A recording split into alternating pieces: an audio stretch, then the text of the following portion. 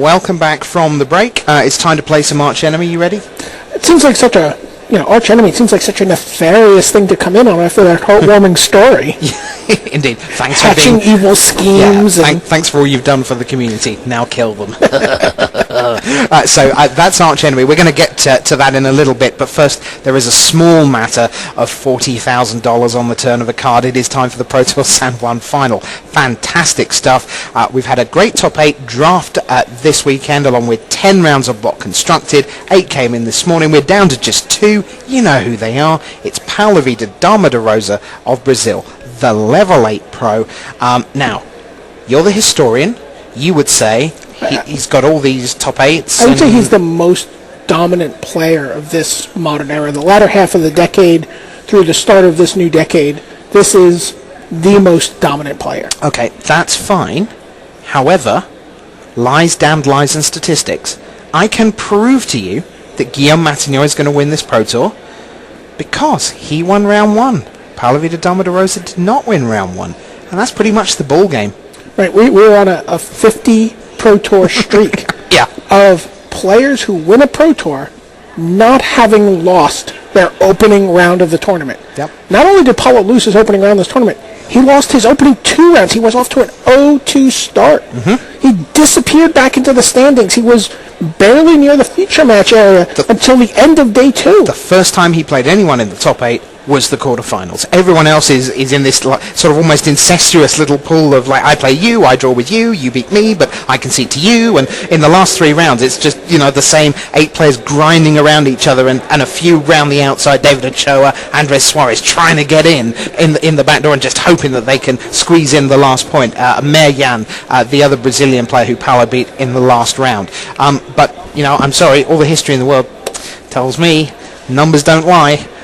Matignon can't lose. What can I say? I think Matignon has an advantage in this matchup in the sense that all of Paulo's removal is kind of little bitty clause on it that says non-black creature. Yes, yeah, and Paulo, just having a quick chat with him in the little bio break there, he was saying, I have a little bit of a problem because some of his black guys are going to be an issue. Gruldraz Assassin, which is something we've not really seen Matignon use in the sub. It's been kind of missing in action, but he hasn't needed it. Here he is in the final. But if that comes down, that is a big issue for Paulo. And then he said, but you know what? It can go either way, because in the end, I have bigger creatures. My guys are just fatter than his. He has the Revenant, which is incredibly difficult for Guillaume's deck to deal with. Such a beating. And Paulo also has this ability to sort of explode out his creatures. He makes so many tokens, suddenly you get a little bit of a window and the Brood Warden comes down and you're like, oh, I'm not going to take any damage this turn. Oh, wait a minute, I'm taking 15 or 16 damage this turn. Yeah, and that sense of explosion of mana is such a key feature of everything we've seen in Rise of the Eldrazi. Every deck has it, even if it's not in the most immediate apparent way. So you look at the black-blue deck of Guillaume Matignon, which is neither of those colours are where you think, quote-unquote, mana acceleration is going to come from, and that's true. But then we saw in one of the games against Girola in the semi-final, here's my training grounds. Oh, and by the way, here's a leveler, and everything's incredibly cheap, and suddenly, kapow. Right. And the explosion is everywhere. Every color has it. Venerated Teacher and Training Grounds are both essentially blue-dark rituals in his deck. There's a picture on Facebook somewhere. There's a Moto Photos group, and I believe Tim Ayton posted it. Okay. And it goes, turn 1, Zulaport Enforcer. Yep. Turn 2, Zulaport Enforcer, Zulaport Enforcer. Right. Turn 3, Venerated Teacher. That represents 24 mana. Oh. Right? Yeah. Or is that more? Wait, it might even be more than that, right? Because it's 8 mana to level each one up twice. Yeah, that's right. So 24. You can do some crazy, crazy things in Rise of the Eldrazi. You really can. So much fun. So Matignon, again, if you're coming to us new, we'll be looking to use the levelers to get there. Not that many of them, though. That's the crunch for him. Most of the levelers ended up in Noah Schwartz's deck, who lost. He had 10 of them in his deck. Meanwhile, Paulo is a little more traditional. He's black-green, what you call really green plus removal. The black is, in a sense, incidental. It's green plus removal. Right. Those offshades could be very big for Guillaume, I think, in this matchup. Again, no real way for Paulo to deal with them. Mm-hmm. And with the Training Grounds in play, they are essentially revenants of their own, right? 1 black, +2, +2. Yep. And so they come down earlier, they hit a little harder, assuming they've had the proper training. So it's a very tough matchup. But I got to tell you, I feel like this is Paulo's tournament. It certainly has been so far. Channel Fireball, are they going to go all the way? We've lost Brad Nelson against Guillaume Matignon. He's already paid to 1 Channel Fireball. Paolo put out number 2, Josh Utter-Leighton, in the quarterfinals. And now it's looking like we're heading towards the players resolving their dilemmas, getting ready for the final of Pro Tour San Juan. So give us your best guess. How many games? Who wins? Paolo in... I have a hard time not imagining this going to 4 or 5 games.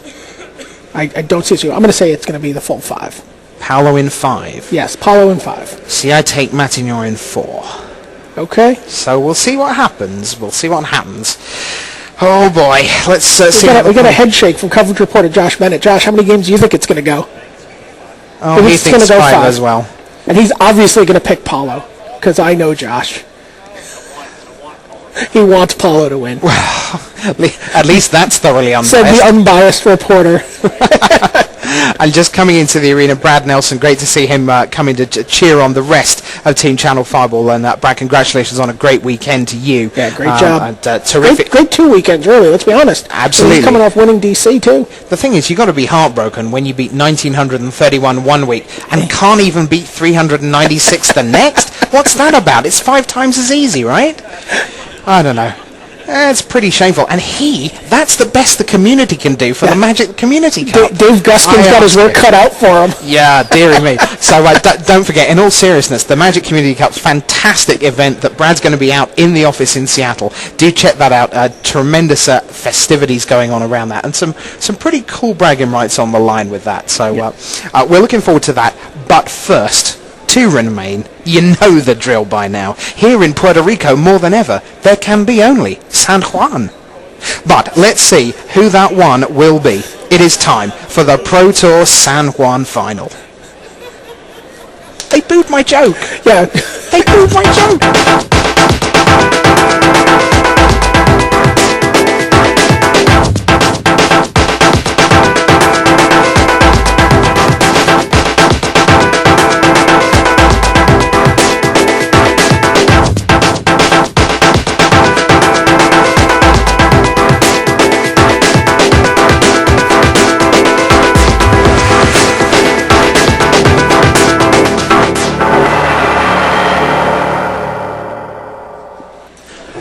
Good morning, good afternoon, good evening, and good night. Wherever you are in the world, you are extremely welcome to the final of Pro Tour San Juan 2010 with me, the Pro Tour statistician Rich Hagan, and him, the Pro Tour historian Mr. Brian David Marshall. The players are getting ready for the best of 5 Rise of the Eldrazi draft action, and there you see them on the right. It is Guillaume Matignon of France, there he is, and he is facing the Brazilian Paula Vida Dama de Rosa. BDM, what's the early going? Early going is turn 1 training grounds, turn 2 Sebion for Guillaume Matignon.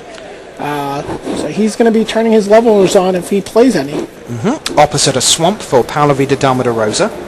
By the way, that pun at the end of the lead-in was extra cruel, done within a yard of Josh Bennett, known hater of the pun. Oh, he loves it, really. So, 2 swamps for Paula Vida Dama de Rosa opens up. The training grounds sitting there for Guillaume Matignon getting ready to do its thing. Another Sebion. Yep, so that's both of those done early. So the pace of him wading through his deck will now slow. Remember, $40,000 goes to the winner. Do you know, last night I was wading through my pockets and finding out some change, and obviously, not being American, I'm not used to dollars. And I found like $50, $50 just sitting in my pocket, and I'm looking at this, and I'm thinking, just how much is $40,000? It's just a ridiculous quantity of money. For playing a game. Yeah, for playing a game. Unreal.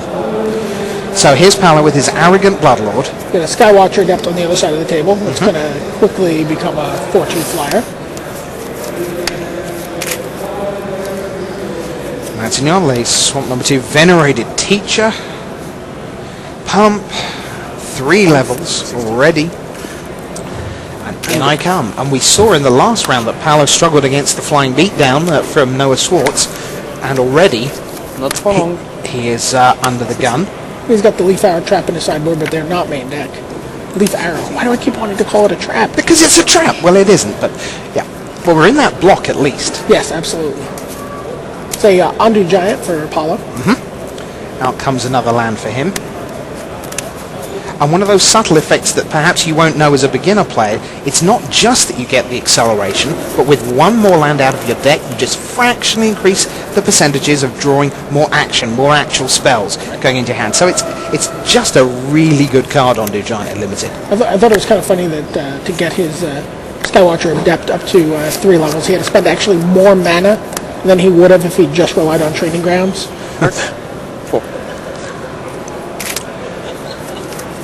So there's a block and pump. I think he showed him Null Champion.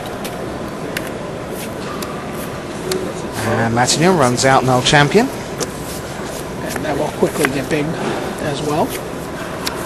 And again, there's not a lot of ways for Paulo to deal with that card. It is black. And he basically has a last kiss. And that is it. Well, he has 6 cards in hand right now. He'll happily trade that Arrogant Bloodlord.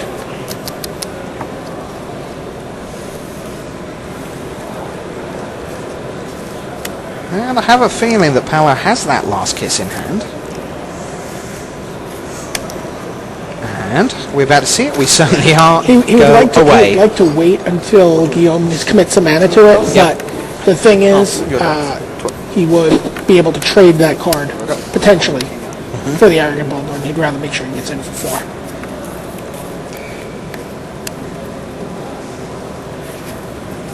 So Paulo looking at 3 cards. He's got Dreamstone Hedron How many cards? in his hand. 3. A Swamp.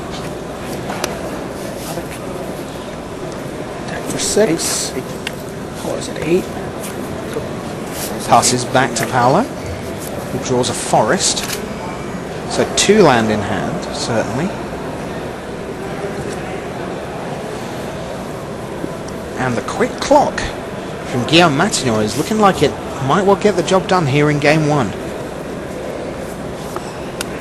Essence Feed. Well, setting back the clock. Yep. 11. And what that also gives him is +6 to his Bloodthorn Vampire if he wants. No blocks. That's good. That's game. There we go. You see the power of the Bloodthorn Vampire there. Just a bit. And you have the Absolutely. ability to spit out 2-3 tokens out of nowhere. Suddenly that damage adds up. Yep, it really does. So Paulo Vida Rosa takes the lead. Now, of course, it was a top 8 of draft here. And this is a mixed format. So you have 5 rounds of block constructed. Then you go into draft for 6 rounds, 3 on Friday, 3 on Saturday. Then the limited cards go away. You play 5 more rounds of block. And then it's only now that you come back to draft. So we're going to see if we can take a look at how the best drafters in the field did. As you see, Paulo, and here in fact is the Player of the Year leaderboard where they finished. You see Simon Gertzen and Carl Bogomers. Simon Gertzen 39th, so some decent pro points for him. Bogomers down in 210th, so just the 2 points. Jurczyk just inside that 200 line, so that's where you get to the 3rd pro point. Tomohiro Saito 71st. Luis Scott Vargas inside the top 64. Craig Wesco, disappointing weekend for him. I like, though, his attitude. He posted, I can't remember whether it was Twitter or Facebook or maybe even in one of his articles, he was saying, you know what, this time I'm going to bring home some hardware. And maybe hardware's like a tap or something, I don't know. But the fact that he was just prepared to lay himself out there and say, I'm going to go for it. I'm not satisfied with having made my first top 8. That great though that is, it's time to do more. Sure. I mean, we've talked about this a lot. The idea that you have to really be able to picture yourself winning. It's so many people say, "Oh, I could picture myself making the top 8." And that maybe is not enough sometimes. Yeah. So there you see Sam Black, 67th. Now, interestingly, exactly what you say. Sam is someone who recognises that he's good at Magic, but probably not yet great at Magic. He doesn't really visualise himself winning $40,000 yet. Maybe that will come one day. Who knows? But right now, that's kind of where he thinks he is. A lot better than most people, and a lot better than most people even on the Pro Tour, but not necessarily big check, big trophy, big grin, interview. You talked about that a little bit with Rob Doherty. Earlier we were referencing Rob Doherty, and you said that while Rob is one of the most affable people you will ever meet on the Pro Tour, he is obviously a ferocious competitor. He has to be. Not only picture himself winning, has won, and that mindset is very important. So the rest of the player year leaderboard, Lucas Blahon of the Czech Republic, he made the top 64. You see DNS next to Katsuhiro Mori.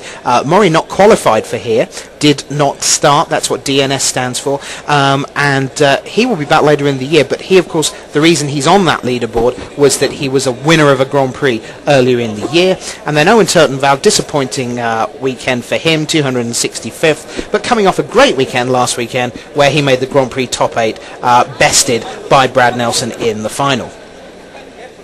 So that's how the leaderboard was coming into the weekend. But it's fair to say, since Gertsen and Bogomaz were at 26 points, it is fair to say that Pallavi de Dama de Rosa is in line to be at the very least in the top 2 or 3 when we come to do all the tallying and scratching of the tallying sticks at the end of the weekend. So we head for game 2. Is that the official statistician's tool That's for the Pro what Tour? A tallying stick? I use tallying stick. Is that not what you use for the baseball? Absolutely. So we have Matignon on the right. Pallavi, it looks like he's going to mulligan away his top 6. Yeah, mate? No. Oh, well, you just do it so you... So there they go into mulligan and shuffle mode once again. If you don't have yours. I mean, so you can decide if you're a mulligan or not. And these two, these are actually getting a little bit chatty with each other. Yeah. We have not seen much of that during the weekend. Sometimes the top 8 can be very talkative. If there's Moraine Libert plus 7 other people, it's a very chatty top 8. Cross table chatting. Brian Kibler and Paul Reitzel a year ago in Honolulu, it was like running commentary on each other's matches. It's like, I'm one down, so am I. Ooh. I got mulligans on both sides of the table here. Yeah.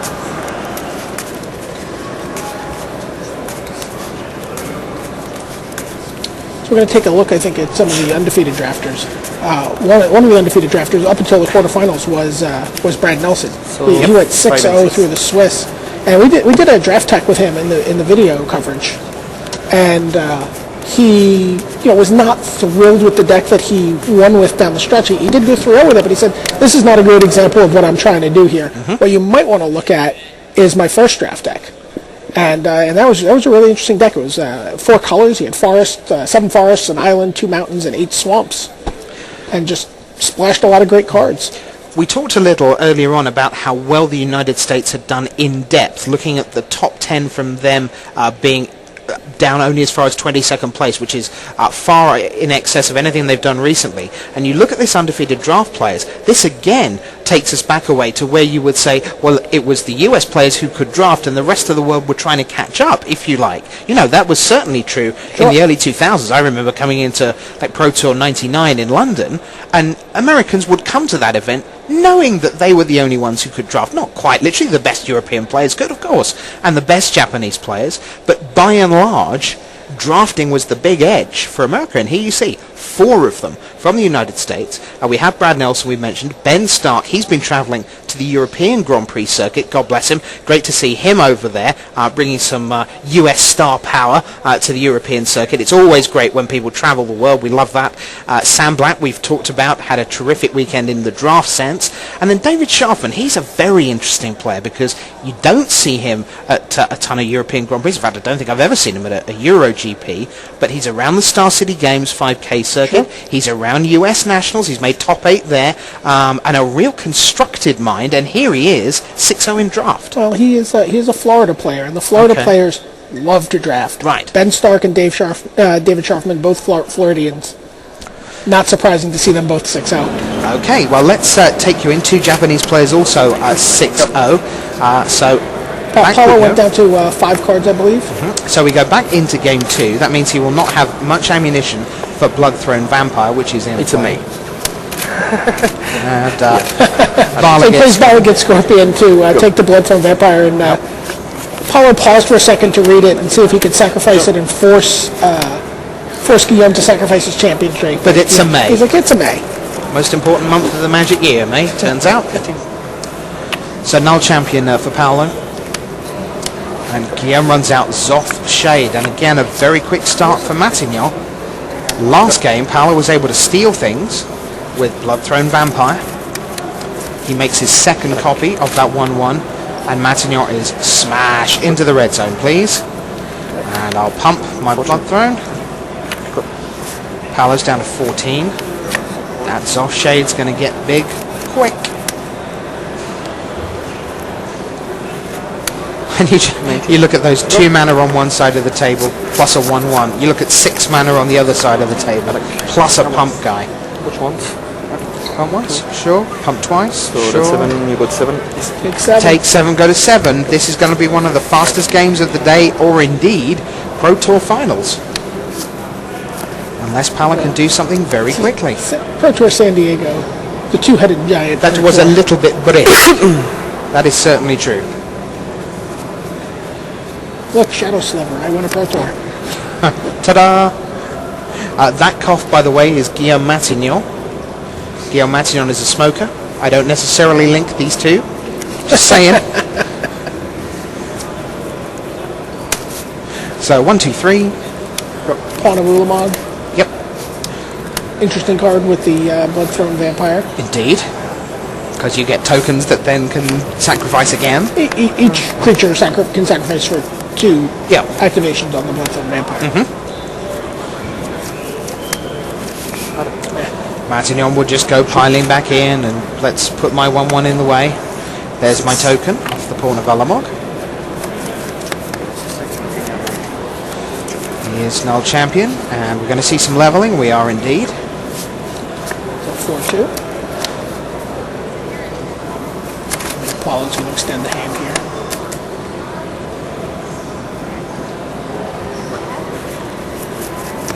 Yeah, there's another 2 games before that, I reckon. But yes, I agree. He's in a lot of trouble here, as he spends just 1 for the Jiraga Tree Speaker. Right. Which he hopes to convert to a spawn token. Matignon untaps. Remember that Champion's Drake, when the null champion levels up, 2 more times. yep, is going to get quite a bit bigger. Will be 4-4 through the air. And to be honest, if Matignon does win this, he will feel pretty disappointed to only be at 1-1, because he's murderized Paolo in here in game 2 pretty efficiently thus far. We're not saying it's completely over, but game 1 he was favourite for a long, long way, and then suddenly, oops, Paolo comes from nowhere to make it 1-0, and up we go with the levels. Up to 3. Attack for 4 in the air. Yep. And Paolo says, yes, I'm at 2. Vendetta will not help you. Matignon just looks. He's got 1 black mana up. And he will use it to Vendetta a spawn token on the basis that he can then deny Paolo 1 more mana. So Paolo looks and scoops them up, and that is 1 game, all just like that. Just talking with one of the French players you won't know a lot about, Jeremy Desani.